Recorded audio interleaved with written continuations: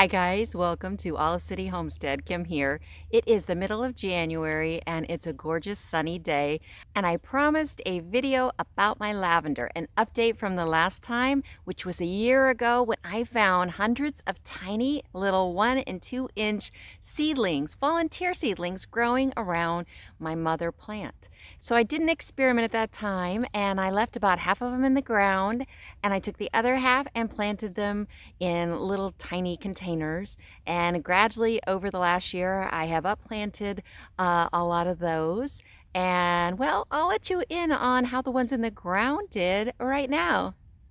Okay, so let's walk past all of this clover that I need to do something about.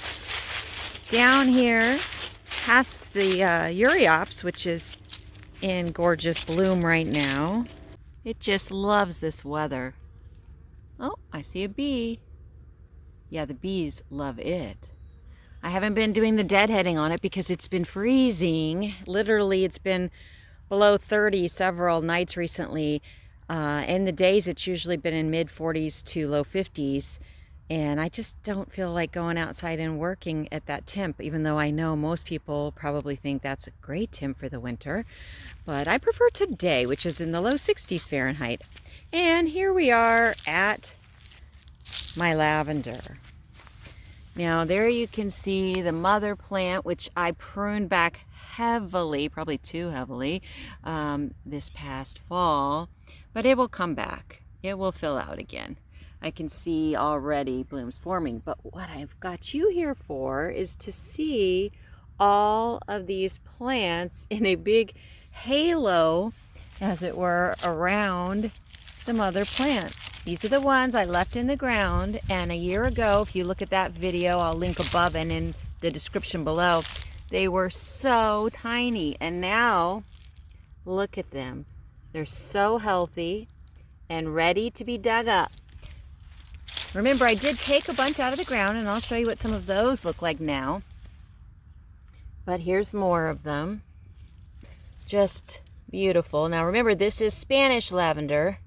So Spanish lavender, or sometimes called butterfly lavender, is Lavandula stoicus, and it has the telltale 2 little rabbit ears at the top of its cattail-like spike.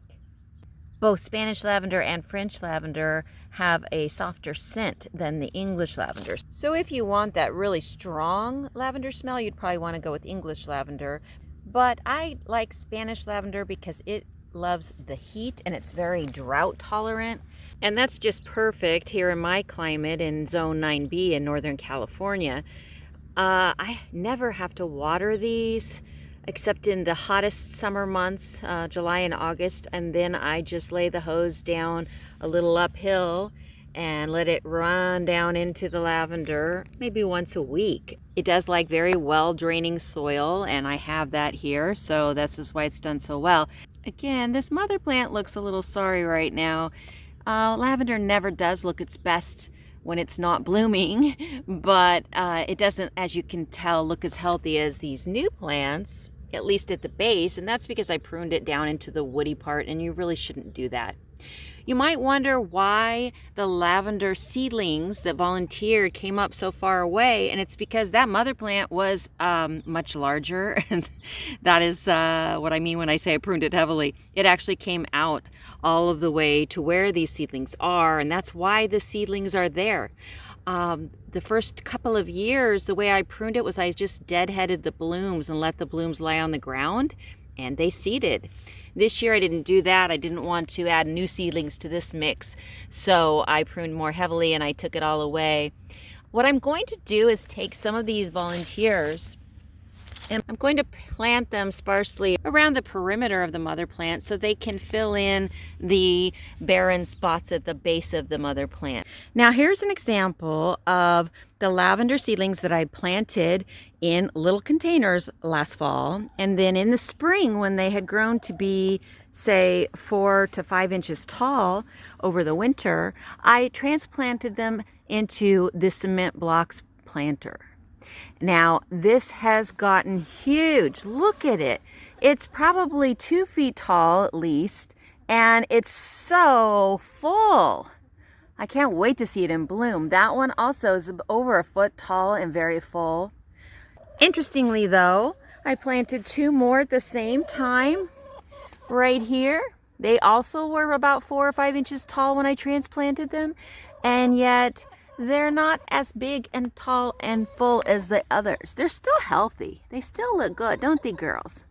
Do you think I'm gonna give you something? Is that why you've come to find me? Yeah? Anyway, they still look good, but there is a reason for this, which is pretty obvious. And I planted them this way on purpose, 2 in that corner and 2 in this corner, to see if it would do what I thought, and it did. The experiment proved to me that the lavender really does appreciate and respond better to full day sun. These on the right, they get much more sun than the ones over here on the left. So, you know, that's something to notice and to respond to yourself, because if you want lavender that you don't have to prune as much, maybe you want to keep it in half-day sun. But if you want it to go crazy and get big and bloom wild and free, then you want to give it as much sun as possible. All right, girls. Do you want me to come over there and feed you something? Is that it? Is that what you'd like? All right. There you go. How's that? A little snack for the afternoon. So my lavender experiment, I'm really pleased with. I found out that I don't actually need to transplant them, but I certainly can. I will say that I believe the ones on the ground did better, because I didn't lose any of them. And the ones I transplanted into little pots over the winter, I lost about 25% of them, I would say. They just didn't make it, probably because I took them with when their roots were not strong enough. They were just too tiny.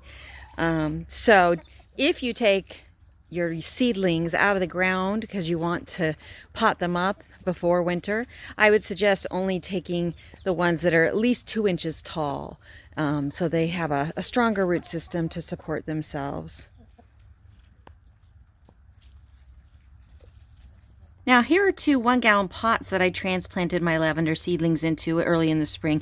This one has 2 plants in it. Both look good, and this one has 1.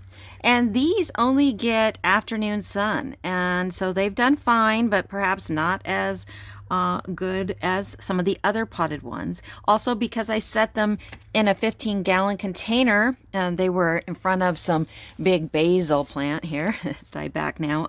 They have rooted into here, so I can leave them grow here, but I probably am going to take them out. That's okay, even if they've rooted in a bigger pot, or if they've been set on ground and they've rooted in the ground.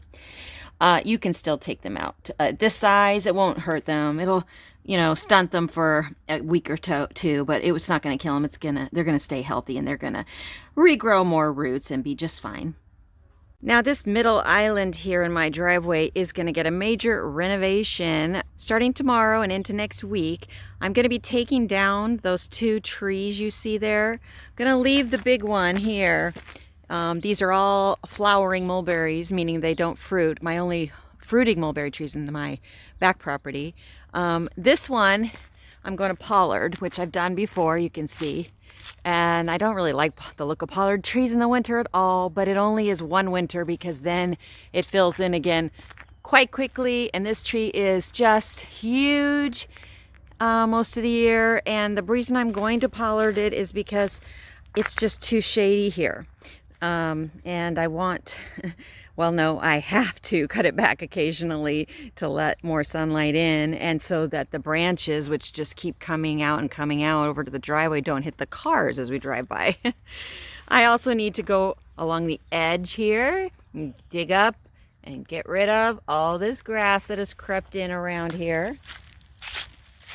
I'm not going to get rid of this leaf mulch, but I need to get it out from around my salvias and my osteospermum. Oh, look here. Isn't that a gorgeous burgundy osteospermum? I love these African daisies. They are tolerant to, well, to the mid-20s, which we get occasionally. in the winter. I have osteospermum everywhere and none of them have died out. And here's some osteospermum on the other side of the tree. These are purple, and see, the bees like them too. And yeah, they are coming into bloom more and more with the sunny weather. Here's something else that's so hardy. Clover. It's pretty in the spring when it's blooming yellow. Oh look, here's a few yellow flowers. They're confused.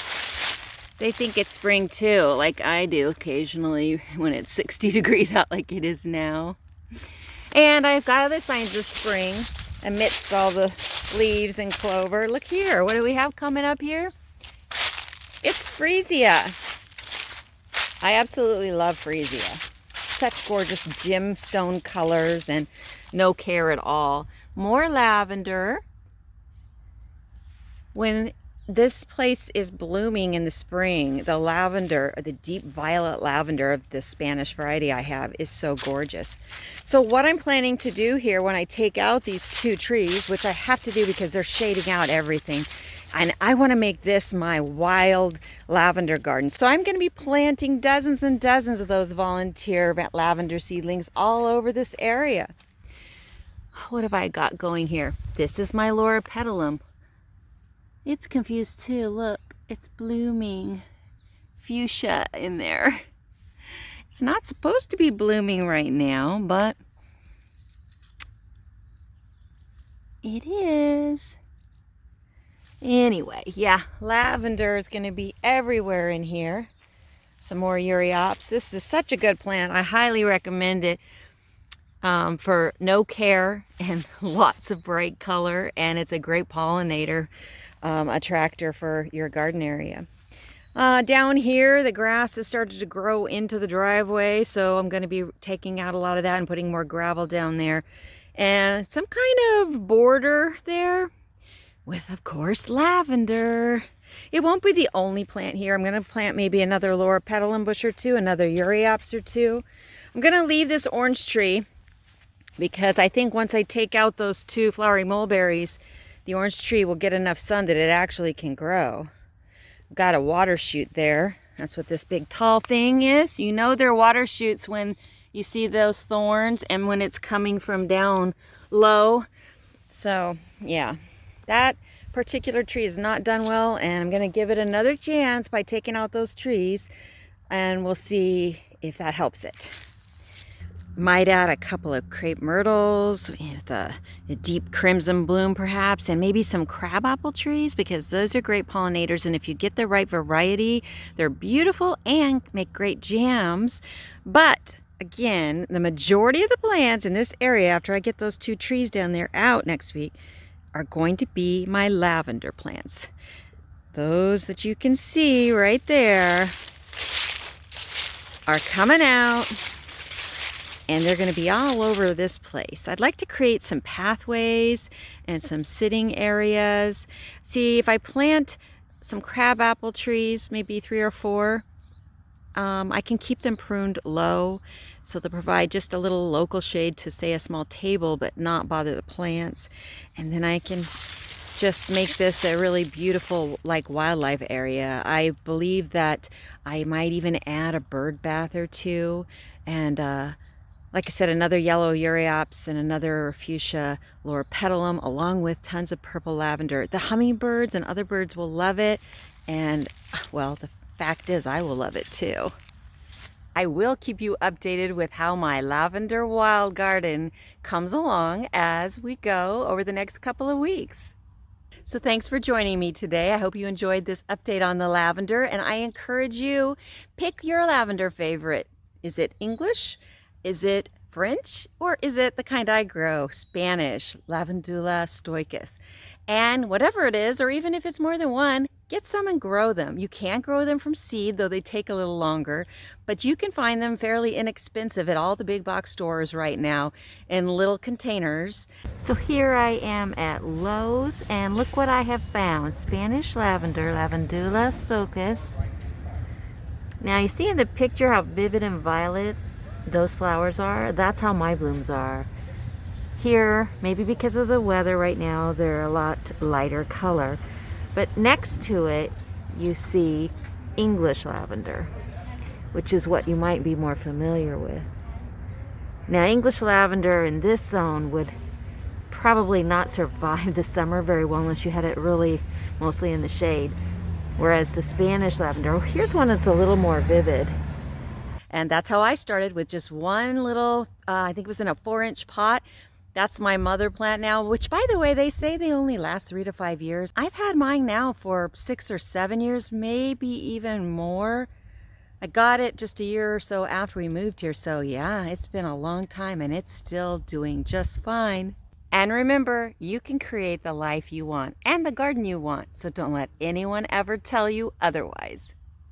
See you next time, folks.